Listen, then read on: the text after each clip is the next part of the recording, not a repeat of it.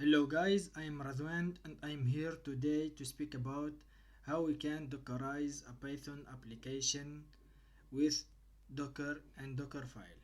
So let's get started. To develop a web application in Python, you can choose one of these framework like Django framework. Django make easy to build a better web application more quickly and with less code, or using Flash web frameworks or Fast API. There are also some others framework. Today we will explain or take an example about the framework Fast API. To Dockerize a Fast API application, we need first of all, let's take a look here to install some dependency.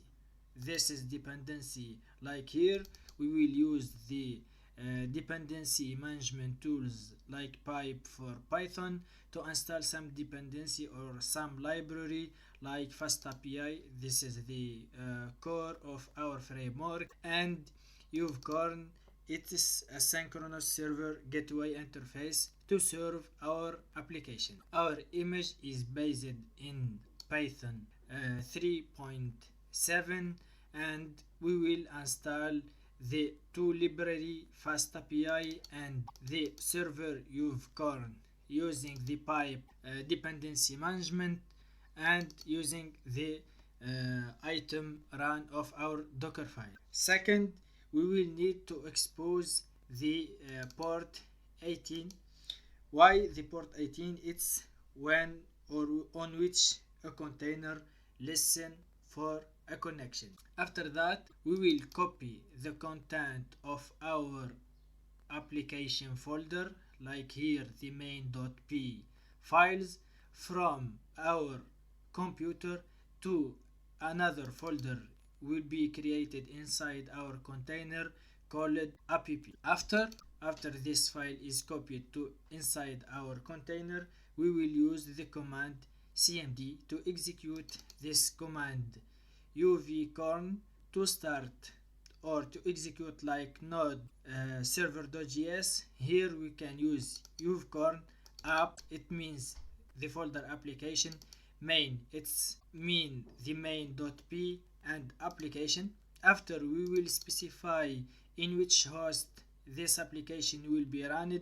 This is will be run in the host local host, and expose the port 18 from the container to the external world. This is our application. We will extend from typing import optional, and from FastAPI we will import FastAPI. Here we create a new application, and here we have two routers. The first routers, it's the main or the root routers, and will be called a function called readRoute and return a JSON object with key value. The key is hello and the value word. The second routers is items. We get this application, it's a get methods with a function read items, and will be returned two key values. The key values, the first one is a q.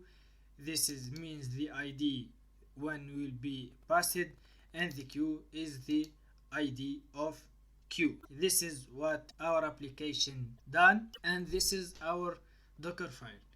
To execute this, I create docker build to build an image from a Docker file with the option -t to specify the name of image and the tag.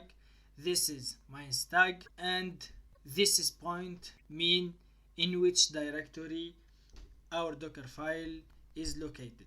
This is mean the current directory. As you can see here, we have multiple layer in our image. For example, here the first layer, the second layer, the third layer, etc, etc, etc.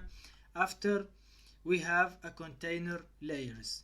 This is container layers means it's read write layers, and here we need to install the Python dependency like FastAPI and UV-Corn. After will be copy the folder. Before that, we'll need to expose the port 18. After, copy the application folder content to an application folder inside our container. Then we run the command.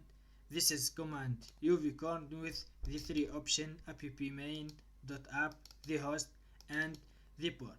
Now our container is listed in the port 18, and to access to this container from the outside, we need to docker run. Will be create a container from my image. The -d means detached. It's this container will run in background and with name my container. And here -p will means that the port 18 of our host will be attached to the port 18 of the container. It's the second is this port exposed inside the Docker file.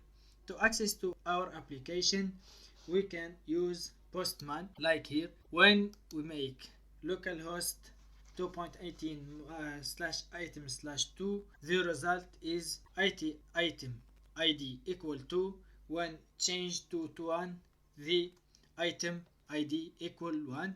When changed to 10, the id item equal to 10. When we delete and just the root path, it will be return a key hello and the name word. This is all for today. I hope that you understand this is part, especially understand how we can expose port, or in which port the connection the container listen, and how to access using the option -p to access to this container from the outside. This is all for today. Thanks for watching. Don't forget to like and subscribe, and see you next in the another video about how to Dockerize Node.js application. Thanks. Bye bye.